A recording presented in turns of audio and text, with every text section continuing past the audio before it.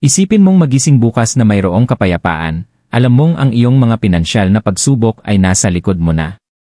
Paano kung sabihin ko sa iyo na isang simpleng bagay lang na nakatago sa iyong bulsa, ang kailangan para buksan ang yaman at kasaganaan na matagal mo nang hinihintay? Manatili ka dahil ang iyong matutuklasan ay maaaring magbago ng iyong buhay magpakailanman. Sa loob ng maraming siglo, ang mga tao ay naghahanap ng lihim para sa pangmatagalang yaman, tagumpay at kaligayahan.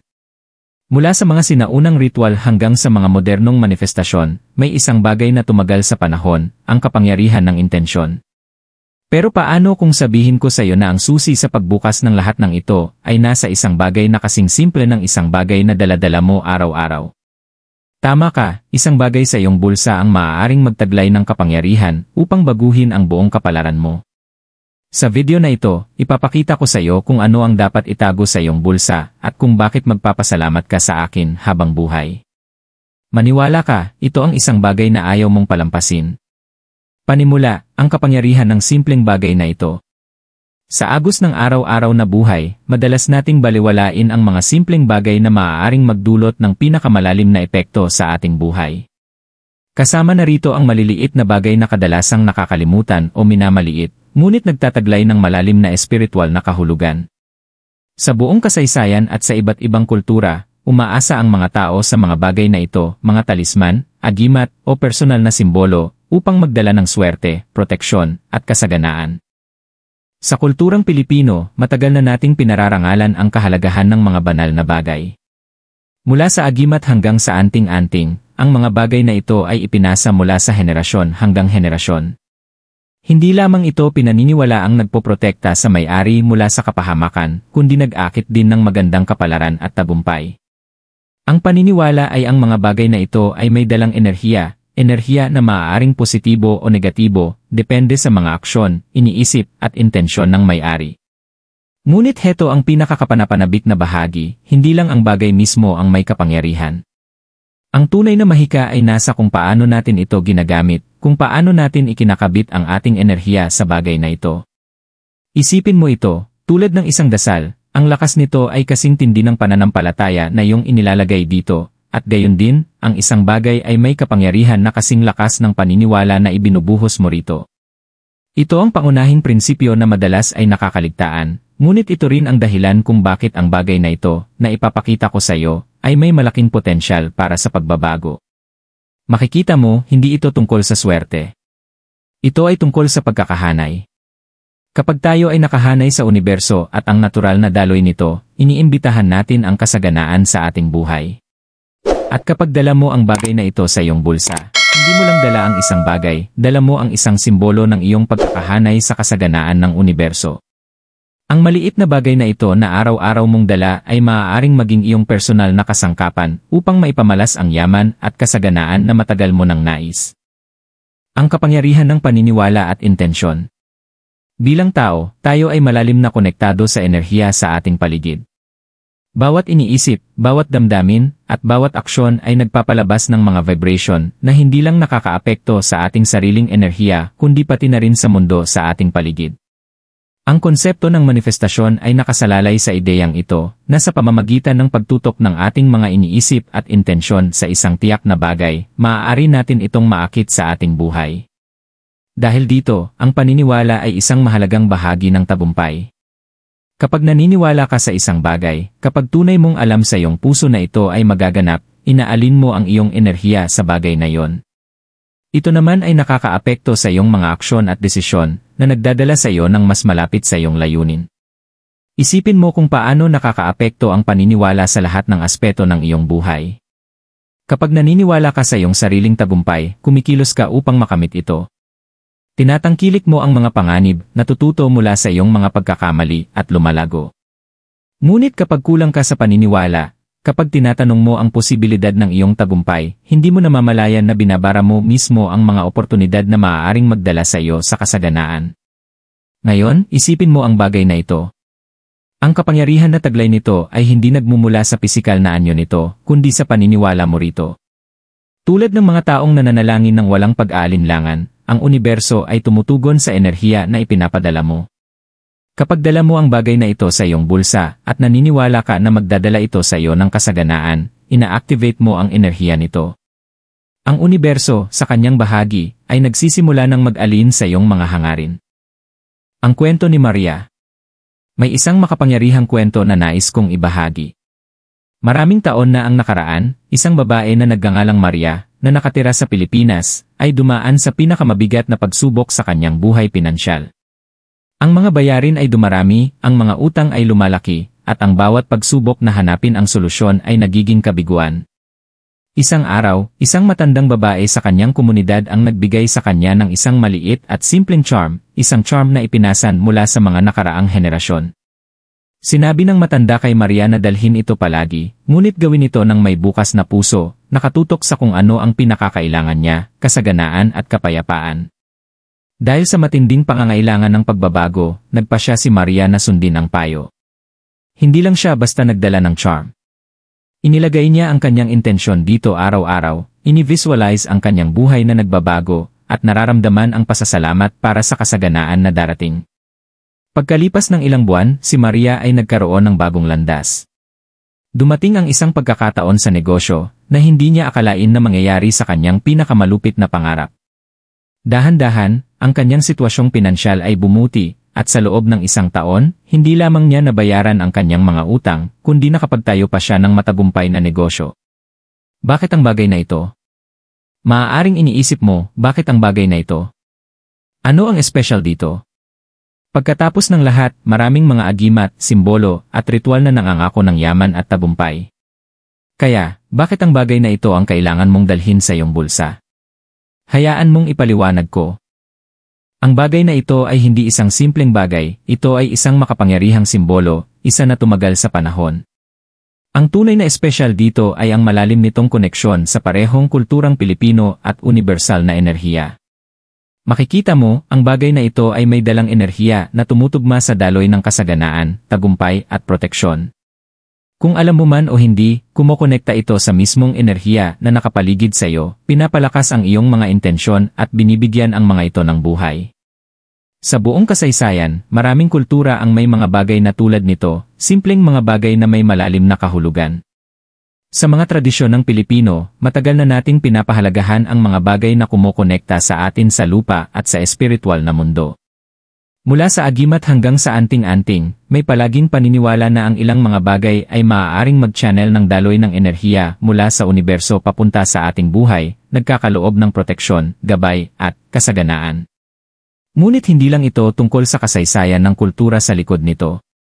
Pinili ang bagay na ito dahil nagdadala ito ng natatanging enerhiya na tumutugma ng perpekto sa mga pangangailangan ng makabagong buhay. Ang mundo ngayon, puno ng mga abala, pagdududa, at patuloy na kawalan ng katiyakan, ay nangangailangan ng isang kasangkapan na hindi lamang magdadala ng pinansyal na kasaganaan, kundi magbibigay din ng emosyonal at espiritual na proteksyon. Ang bagay na ito ay nagsisilbing paalala sa iyo na ikaw ay konektado sa isang mas mataas na puwersa, isang puwersa na tutulong maggabay sa iyo sa mga pagsubok at magbigay ng mga oportunidad na hindi mo inasahan.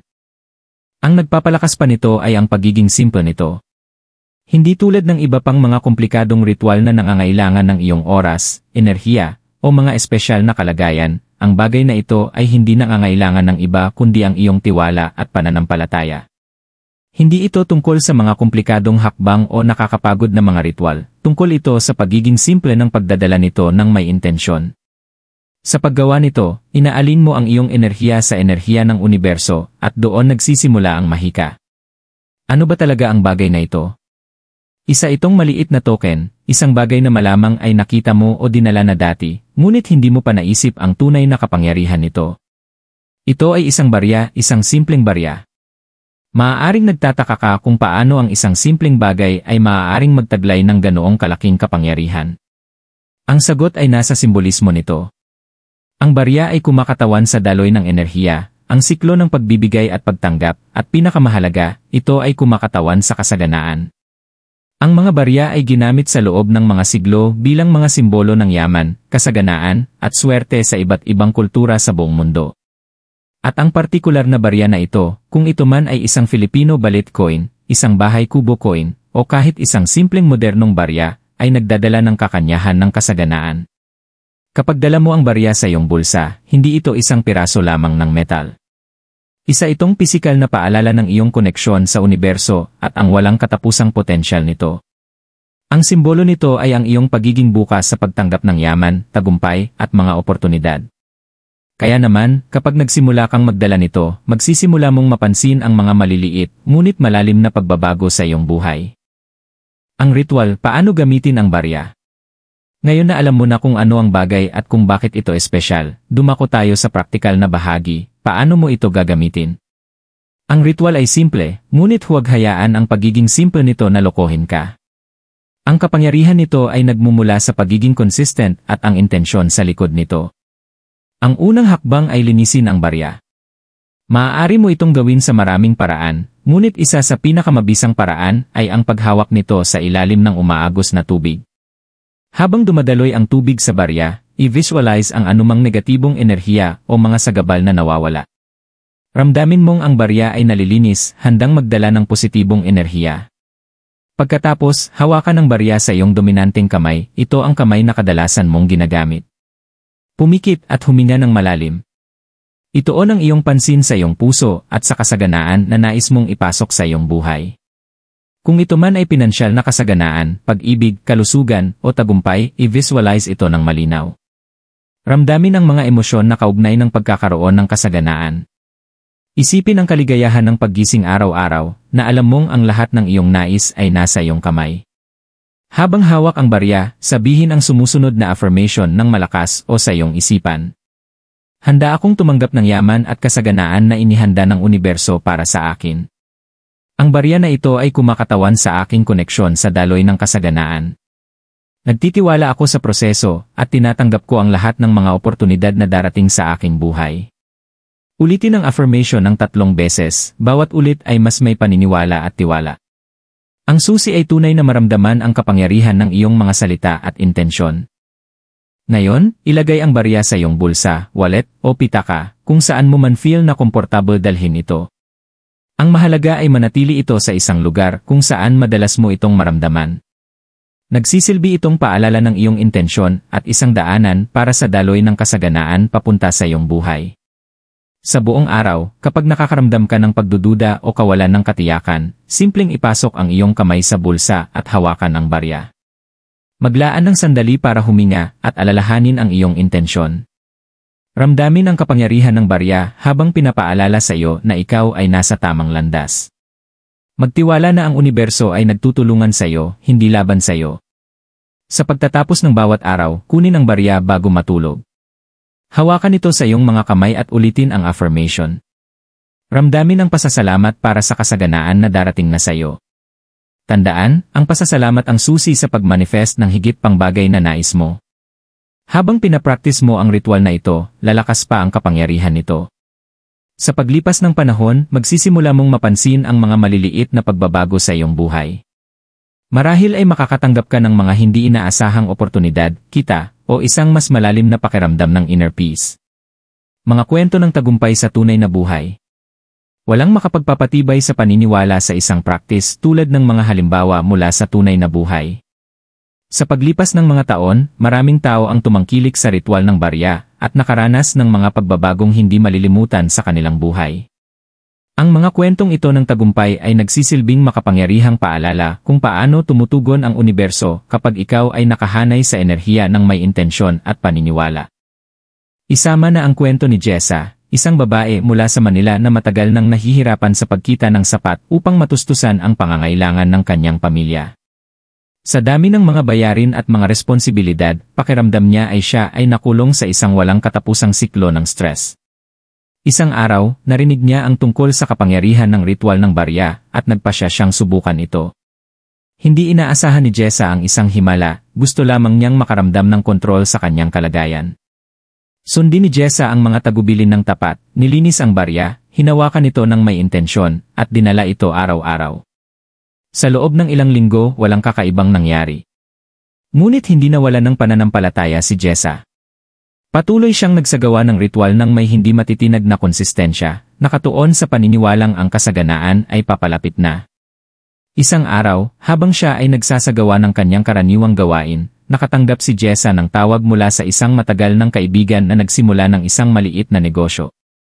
Kailangan ng kaibigan ni Jessa ng isang mapagkakatiwalaang katuwang para sa isang proyekto ng pagpapalawak. Tamang-tama ang panahon. Sa loob ng ilang buwan, hindi lang naging matatag sa pinansyal si Jessa, kundi aktibo rin siyang naging bahagi ng isang negosyo na patuloy na lumalaki at magbibigay ng magandang kinabukasan para sa kanyang pamilya. Hindi lamang kay Jessa ito nangyari. Marami pang ibang tao, tulad ni Carlos, isang guro mula sa Davao, ang nakatagpo ng hindi inaasahang yaman sa pamamagitan ng pagdadala ng barya. Si Carlos ay nahaharap sa kawalan ng katiyakan sa trabaho at patuloy na alalahanin sa pinansyal, ngunit matapos magsimula ng ritual, napansin niya ang pagbabago sa kanyang pananaw at kalagayan.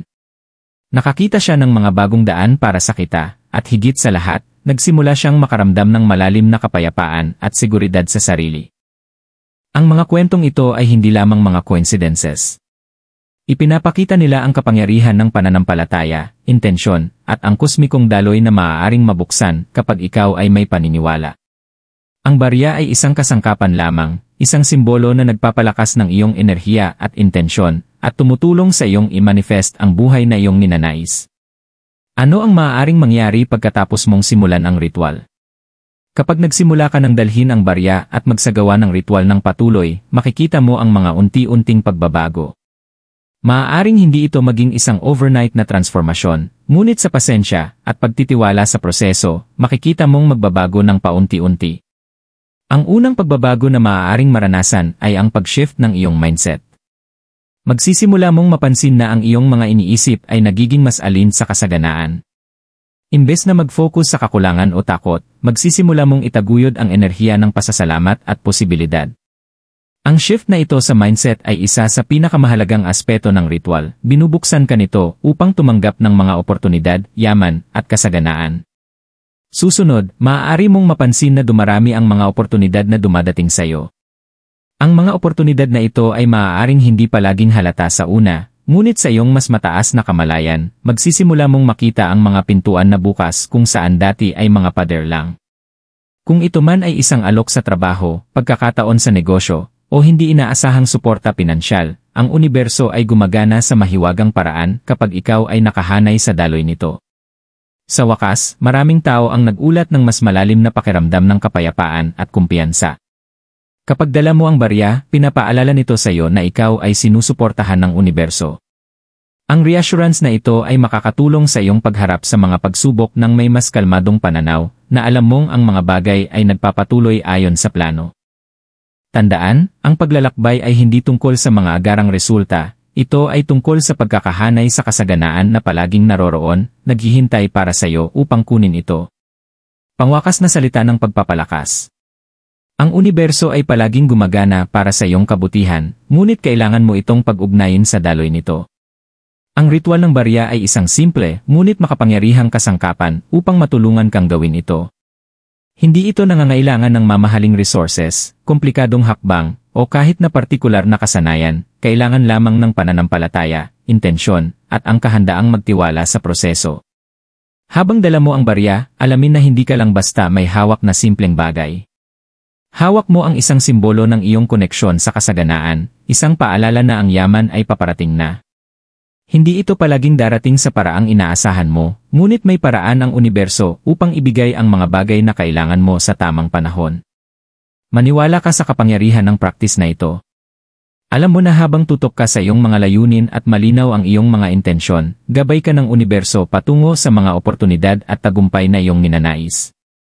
Ang pasensya ay susi, magtiwala na ang lahat ay nagaganap ng ayon sa plano. Ang paglalakbay ay maaaring magsimula ng dahan-dahan, ngunit sa bawat hakbang na gagawin mo, papalapit ka sa kasaganaan na naghihintay sa iyo. Tandaan, hindi mo kailangang gawin ito mag-isa. Ang universo ay nandyan upang sumuporta sa iyo, at ang kailangan mo lang ay buksan ang iyong sarili sa mga posibilidad. Panatilihin ang iyong pananampalataya, maging consistent sa ritual, at panoorin habang ang iyong buhay ay nagbabago sa mga paraang hindi mo akalaing posible. Ngayon na natutunan mo ang kapangyarihan ng pagdadala ng barya at ang ritual upang i-manifest ang kasaganaan, oras na para magsimula ng aksyon. Huwag maghintay ng perpektong pagkakataon, magsimula ngayon. Kumuha ng isang barya, linisin ito, at simulan ang iyong paglalakbay patungo sa kasaganaan. Ibahagi ang iyong karanasan sa amin sa mga komento sa ibaba. Anong mga pagbabago ang napansin mo mula nang simulan ang ritual? Magtulungan tayo at ipagdiwang ang mga pagbabagong darating. Kung handa ka nang kumuha ng susunod na hakbang sa pagmanifest ng iyong pangarap na buhay, mag-like, mag-share, at mag-subscribe para sa higit pang makapangyarihang practice na magbubukas ng iyong buong potensyal.